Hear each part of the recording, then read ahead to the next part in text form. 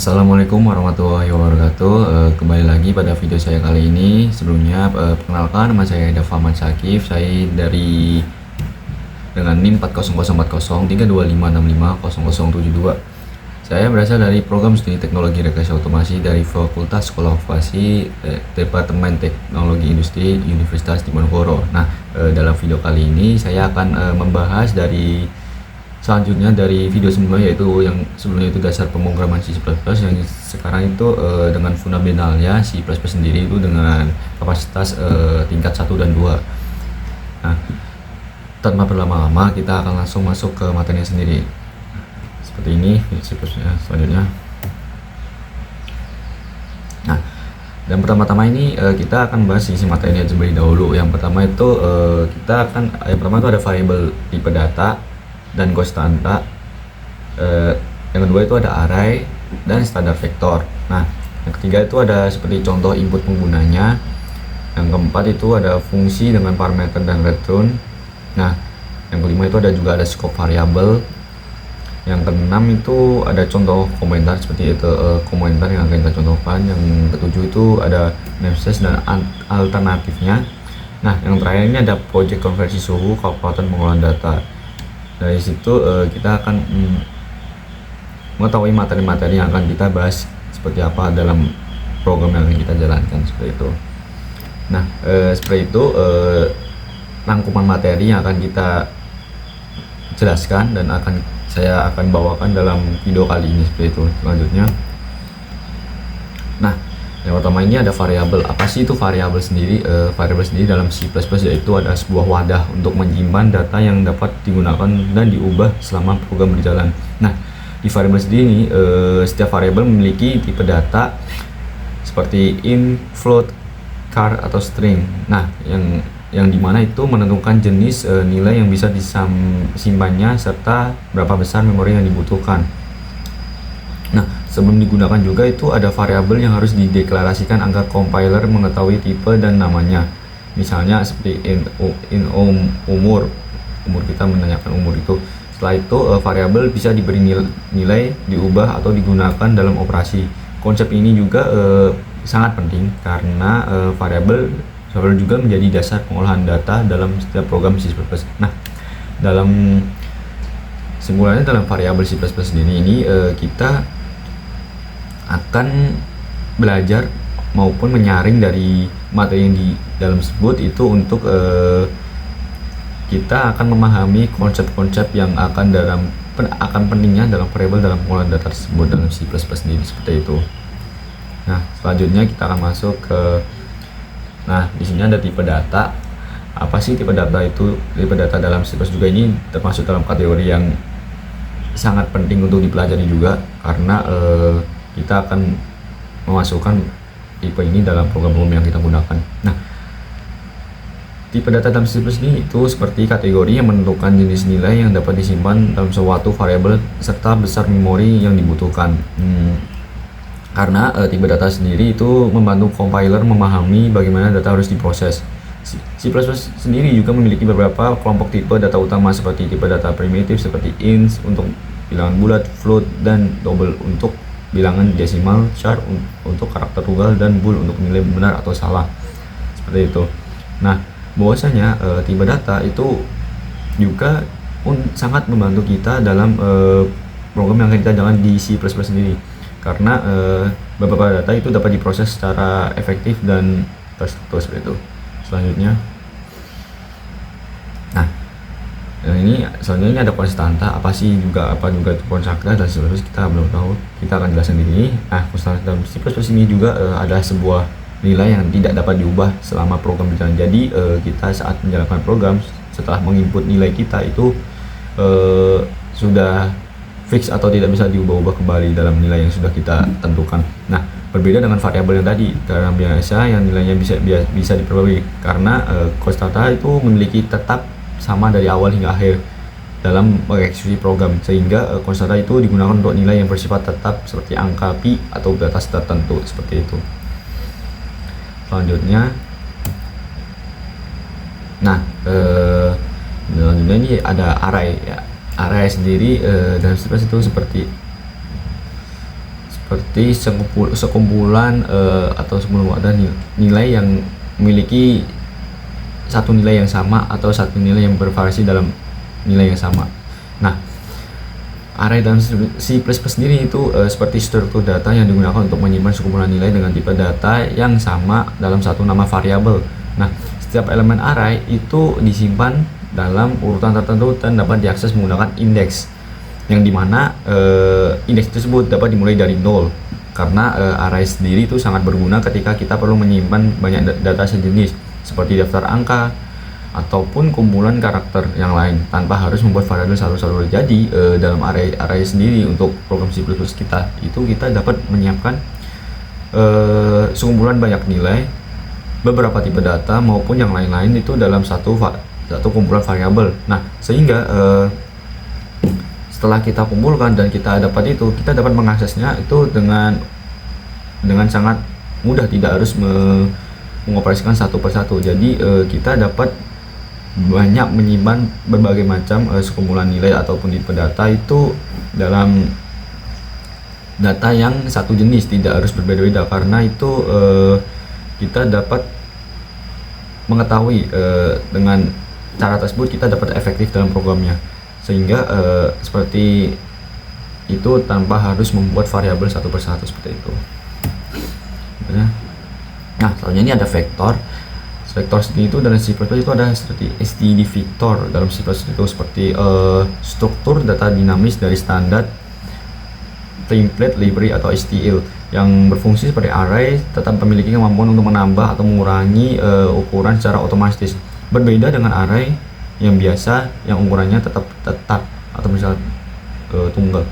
Vektor dapat berkembang sesuai kebutuhan saat program berjalan. Jadi dalam vektor sendiri ini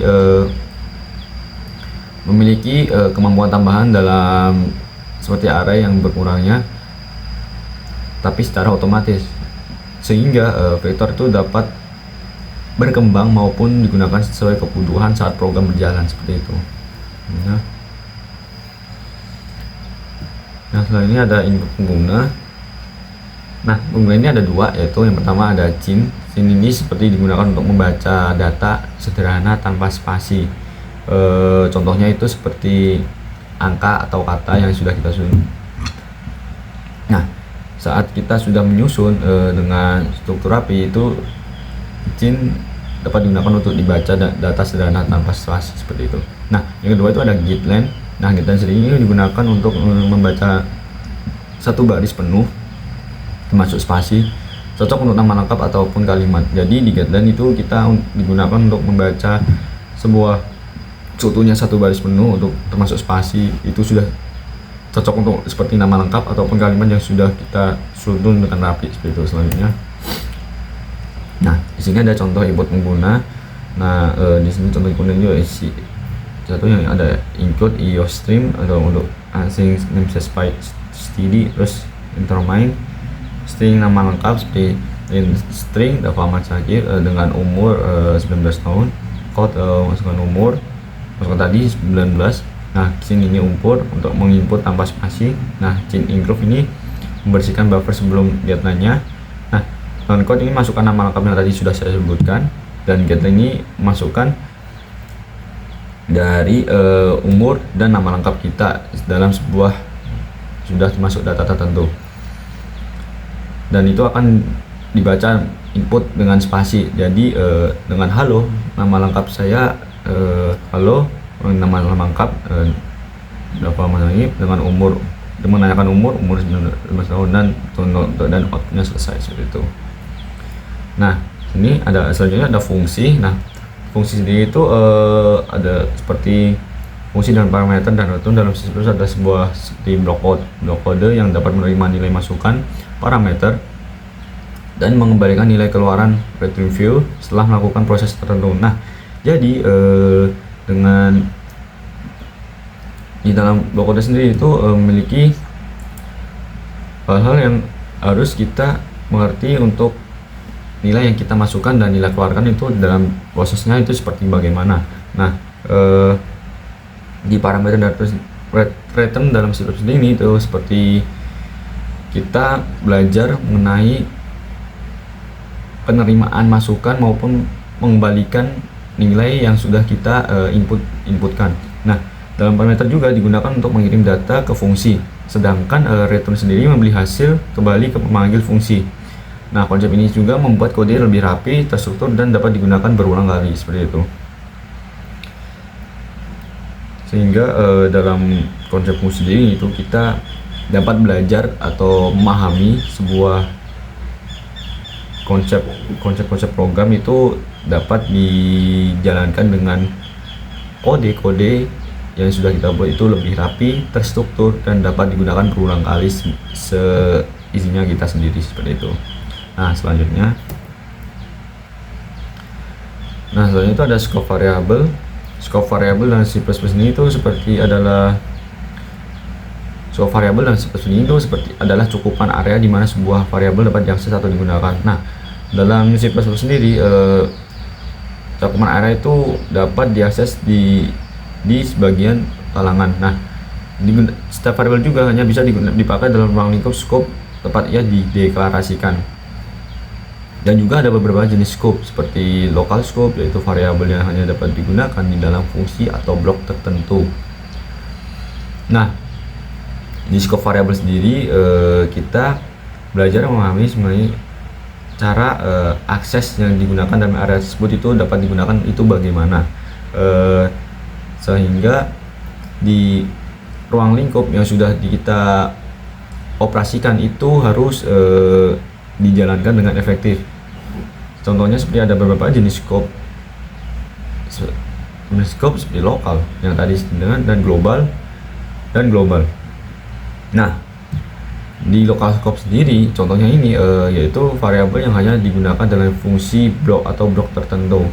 Nah, jadi di local scope itu kita belajarnya itu memahami variabel yang hanya digunakan dalam blok-blok tertentu. Nah, kecuali di global scope itu variabel yang digunakan di luar semua fungsi sehingga bisa diakses oleh seluruh bagian program. Nah, perbedaannya kita memahamkan bahwasanya itu di local scope kita belajar variabel itu dalam blok-blok tertentu, tapi di global scope kita belajar variabelnya itu yang bisa diakses oleh seluruh bagian programnya seperti itu. Nah, kita akan lanjut ke selanjutnya. Nah, di sini ada contoh komentar juga. Nah, contoh komentar ini dapat digunakan untuk memberi penjelasan pada kode agar lebih mudah dipahami dan tidak akan dijalankan oleh compiler. Nah, ini contohnya ada encode new stream using namespace. Ini adalah komentar, ada contoh komentar satu baris, terus di ini ada komentar multi baris, double baris, dan lanjut lagi itu ada input angka 10 untuk komentar di baris kode. Nah, ada code angka n menampilkan nilai ke layar dan untuk node. Nah, seperti itu contoh komentar. Selanjutnya, nah ini ada namespace. Apa sih namespace sendiri? Namespace adalah fitur yang digunakan untuk mengelompokkan nama-nama seperti variabel, fungsi, kelas agar tidak terjadi konflik nama dengan bagian program lain atau library. Nah, di dalam namespace berarti kita mengelompokkan seperti nama-nama tersebut, mengelompokkan satu nama yang akan dikelompokkan menjadi satu dalam seperti contoh variabel, fungsi, kelas agar tidak jadi konflik nama program lain atau library-nya. Yang paling umum adalah namespace standar ini yang berisi fungsi-fungsi standar seperti code, key, dan string. Nah, dengan namespace sendiri kita bisa menghindari tabrakan nama ketika banyak kode atau library yang digunakan. Seperti itu. Nah, selanjutnya.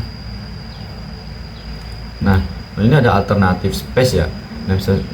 Namespace sendiri dalam artinya itu memiliki contohnya itu seperti menggunakan using namespace standard. Nah, yang kedua itu ada menggunakan using standard tapi the code untuk lebih amannya agar kita saat menjalankan itu ada level tingkatnya untuk keamanan sendiri.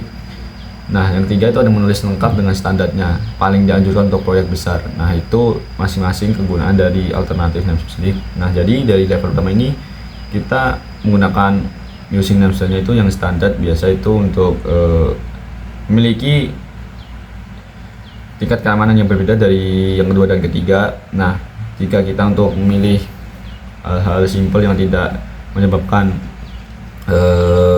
kekurangan kita itu kita dapat menggunakan yang pertama.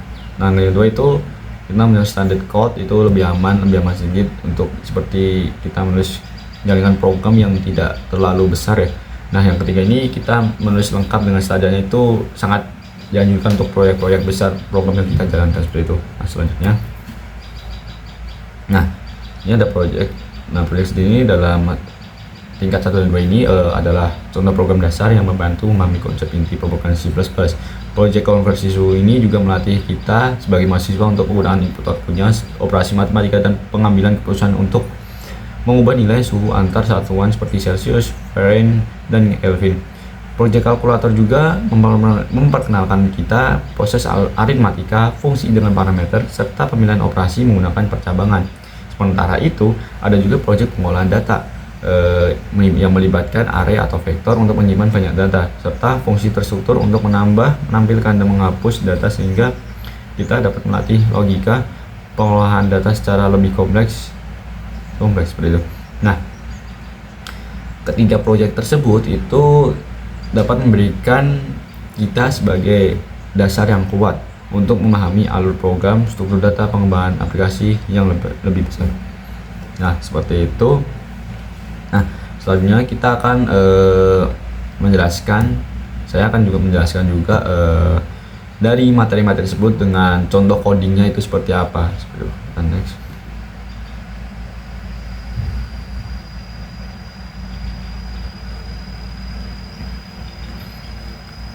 Nah, di sini kita sudah masuk ke contoh codingnya dan dari materi-materi tersebut. Nah, yang pertama ini ada variabel yang seperti yang sudah saya jelaskan tadi. Dalam variabel data ini kita seperti contoh menyimpan data yang sudah berubah selama program berjalan, dan ini digunakan untuk nilai variabel yang digunakan itu seperti angka, teks maupun itu akan diproses dan menghitung menampilkan modifikasi nilai saat program berjalan. Nah, ini ada contoh kodenya. Nah, contoh kode ini seperti kita include IOStream untuk IOStream nama space-nya sendiri standarnya. In my-nya untuk umur, seperti contohnya saya umur 18 tahun, string name-nya dengan nama saya Dava dengan float tinggi 170,8. Nah, dengan code itu masukkan nama lagi dengan nama untuk selesai, umur, masukkan umur lagi, tahun berapa untuk selesai, dan code tinggi saya memasukkan tinggi dalam cm dan itu program akan selesai. Nah, setelah itu inputnya akan menjawab, outputnya akan menjawab itu umur 19 dengan variabel diubah nilainya dengan benar. Nah, setelah itu untuk code-nya itu umur setelah ulang tahun itu akan bertambah seperti 19 tahun itu umur setelah 18 tahun dan akan menyelesaikan programnya. Seperti itu contoh variabel codingnya. Nah, yang kedua ini ada tipe data. Seperti yang sudah saya jelaskan tadi, dalam tipe data itu kita dapat menyimpan beberapa variabel dalam yang akan kita gunakan, seperti data-data dari int, float, double, charbol, dan string. Nah, itu memiliki ukuran fungsi yang berbeda-beda. Nah, yang pertama ini kita memiliki contoh kodenya juga. Nah, yang pertama itu ada include IOStream-nya juga untuk using namespace-nya dan mengetik include in my-nya itu contoh sejumlah 20.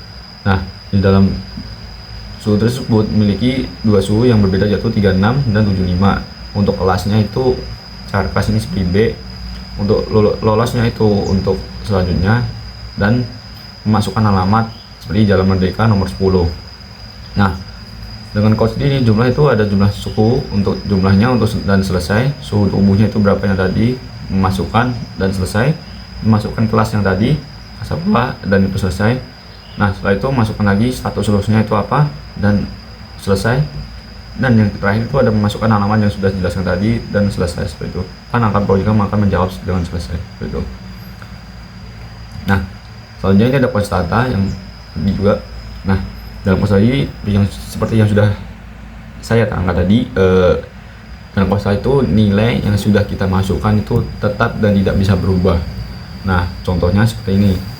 Nah, seperti kita include IOStream tadi namespace. Nah, include my namespace ini const float p dengan nilai 314.159 itu masukkan max untuk user yang kita masukkan itu maksimal 100. Nah, untuk code-nya itu nilai pi nya itu harus sesuai dengan yang sudah di tuliskan di sini dan program akan selesai. Dan code yang kedua itu basal maksimal user, dan kita juga harus masukkan sesuai dengan maksimal user yang akan kita yang akan menggunakan user kita seperti itu, dan program akan selesai. Nah, jika kita tidak memasukkan nilai seperti yang sudah kita masukkan di awal, itu program akan menampilkan error atau tidak boleh diubah seperti itu.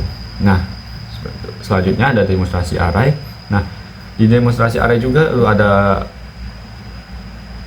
seperti yang kita belajar tadi, di array juga itu ada beberapa banyak data itu yang disimpan dalam tipe yang sama dan dalam satu nama variabel. Jadi kita menstrukturkan sebuah banyak data itu dengan tipe yang sama. Nah, contohnya seperti ini.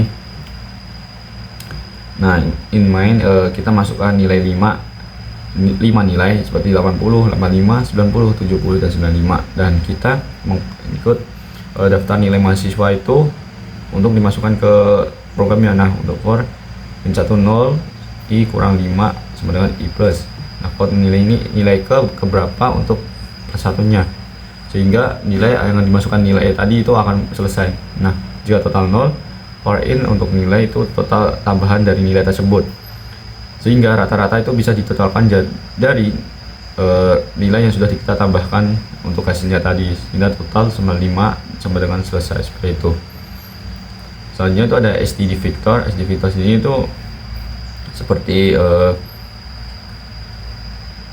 yang nilai yang sangat dinamis untuk dapat bertambah maupun berkurang ukurannya, sehingga di std Victor ini kita lebih fleksibel dan aman dibandingkan yang array tadi, soalnya kita bisa mengubah maupun menambahkan dari nilai-nilai tersebut. Contohnya seperti ini kodenya. Nah, ini ada include your stream, include vector using namespace tadi. Nah, in main itu vektor string mahasiswa, nama mahasiswanya. Contoh ini nama mahasiswa itu Postback Dava, nama mahasiswa ini Postback Sinta, Postback dan Rizal. Ada 3 nama mahasiswa yang sudah kita cantumkan. Nah, dalam code ini daftar mahasiswa juga akan menampilkan daftar-daftar nama mahasiswa tersebut untuk menyelesaikan program. Nah, untuk ini input nilai i sama dengan 0 dan memasukkan mahasiswa dengan kapasitas yang sudah ditambahkan dengan i plus tadi. Nah, code-nya itu i plus satunya itu untuk nama mahasiswanya, dan POP-nya itu nama mahasiswa yang sudah kita sebutkan di awal itu akan keluar untuk menghapus elemen tersebut. Nah, setelah mahasiswa keluar itu program akan selesai. Satu mahasiswa keluar itu program akan selesai, sehingga stringnya itu satu nama mahasiswa yang akan sudah kita pilih tersebut dan program akan selesai. Nah, selanjutnya ada input pengguna seperti Genface sebenarnya. Kita gunakan tadi Cin itu membaca kata tanpa spasi, sementara kita membaca satu baris penuh. Keduanya digunakan untuk membuat program yang interaktif seperti itu. Nah, ini juga contoh kodenya seperti ini. Ada in main, masukkan string nama. Contoh nih, string nama, in umurnya berapa, dan kodenya kita masukkan nama kita, nama lengkap sini, dan getnya itu mengancin nama lengkap, nama yang tadi, nama yang kita sudah tentangkan. Nah, kodenya itu masukkan umur kita, dan intinya itu masukkan umur yang sudah kita terangkan di sini. Nah, untuk kodenya itu untuk memanggil halo, nama yang sudah kita masuk tadi itu akan dipanggil di sini, dan umur yang sudah kita masukkan itu akan masuk ke sini juga, dan tahunnya itu yang sudah kita masukkan juga untuk tahun lahir kita. Jadi program akan memanggil kita dengan halo nama, contohnya halo Dava, umur kamu dalam 19 tahun 2000 sekian gitu, dan program akan selesai. Nah, selanjutnya itu ada fungsi sederhana dengan parameter return. Fungsi ini itu seperti kita dapat memecahkan program menjadi bagian kecil yang dapat kita input parameternya, sehingga dapat menghasilkan nilai yang returnnya itu akan keluar. Seperti ini ada contohnya. Kita akan menambahkan input A dan input B. Untuk return A tambah B itu akan menambahkan 2 angka yang akan kita masukkan. Sebenarnya ini Cin kurang X dan Y itu untuk menginput hasil dari tambah X nya, itu code-nya untuk hasil penjumlahan tadi yang sudah kita masukkan 2 angka tadi, itu akan mengeluarkan hasil di sini. Sehingga contohnya seperti ini, kita sini memasukkan dua angka itu 2 dan 3, kita akan menambahkan hasilnya di 2,3 sini, dan itu akan program akan menjawab itu hasil penjualan dari 2 tambah 3 seperti itu, dan sini hasilnya 5 dan program selesai seperti itu, dan program akan ditutup. Nah, selanjutnya ini juga ada scope variable. Scope variable ini adalah jangkauan seperti yang sudah jelas, ada dua contohnya, ada global dan lokal. Di masing-masing itu memiliki fungsi tersendirinya. Nah, seperti ini contohnya, ada kodenya. Nah, ini input global counter itu ada 10 variabel global dan menampilkan local var 5 untuk variabel lokal. Nah, untuk code-nya itu nilai local var itu akan berbeda dengan nilai global. Dan program itu akan menampilkan dari masing-masing lokal maupun global sini untuk digabungkan, sehingga tampilan itu code akses global di counter di main itu akan memuat nilai yang sudah kita masukkan di awal tadi seperti itu, dan program akan selesai. Nah, selanjutnya itu ada namespace dan alternatifnya itu kita membuat simpelnya saja dalam program itu, tidak perlu mengetik standar berulang-ulang, namun penggunaan tanpa using itu lebih aman dalam proyek besar. Nah, contoh namanya itu seperti ini, using namespace halo dunia. Kalau tanpa namespace itu SDD code halo dunia. Berbedanya dalam memakai namespace maupun dan tanpa namespace itu seperti itu. Nah, selanjutnya itu ada program konversi suhu kalkulator pengumpulan data. Nah, yang pertama itu ada project yang tadi sudah kita panjangkan juga. Yang pertama itu ada program konversi suhu. Nah, seperti ini contoh kodenya. Nah, yang pertama itu ada kita menginputkan main untuk float C dan V. Untuk code-nya itu kita memasukkan suhu yang kita inginkan. Contohnya kita masukkan 30 derajat, dan sin akan C, dan F itu akan masukkan nilai dari rata-rata dari suhu tersebut. Nah, hasilnya itu akan dimasukkan ke code ini untuk hasil Fahrenheit-nya seperti itu. Ini 9/5 tambah 32 jadi 1, kita kira itu di 8, untuk hasil akhirnya seperti itu. Nah, keduanya ada program kalkulator. Nah, program kalkulator sini contohnya juga itu ada sini in main float AB, dan untuk code ini code untuk masukkan angka pertama. Yang code kedua ini masukkan operatornya untuk diapakan itu angkanya itu ditambah, dikurang, dibagi ataupun dikali. Nah, yang ketiga ini masukkan angka kedua. Nah, dan program misalnya itu kita akan menginputnya itu dengan menambah jika angka pertama dan angka kedua kita ditambahkan. Semisal angka pertama saya memilih 10, angka kedua kita misal 5.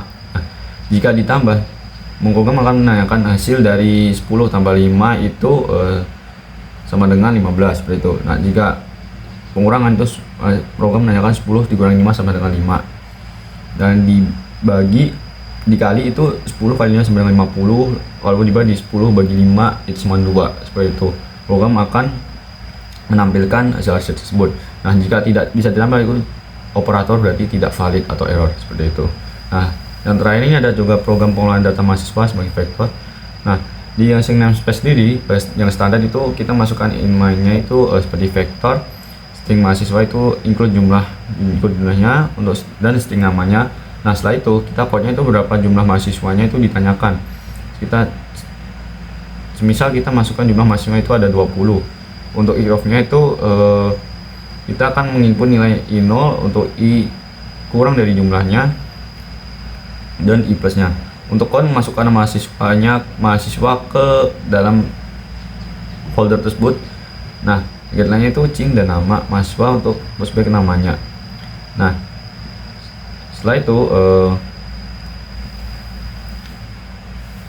kita dapat menginput nilai nama mahasiswanya ke dalam guideline-nya. Untuk mahasiswa pushback ke nama sudah kita total tadi, sehingga daftar mahasiswa dalam total 20 tadi itu kita dapat menginput dalam size kecakupan kapasitas tersebut, dan program akan menginputkan nilai tersebut dalam daftar mahasiswa, dan program akan selesai seperti itu. Nah, Seperti itu contoh penulisan dalam materi kali ini. Lalu kita akan lanjut.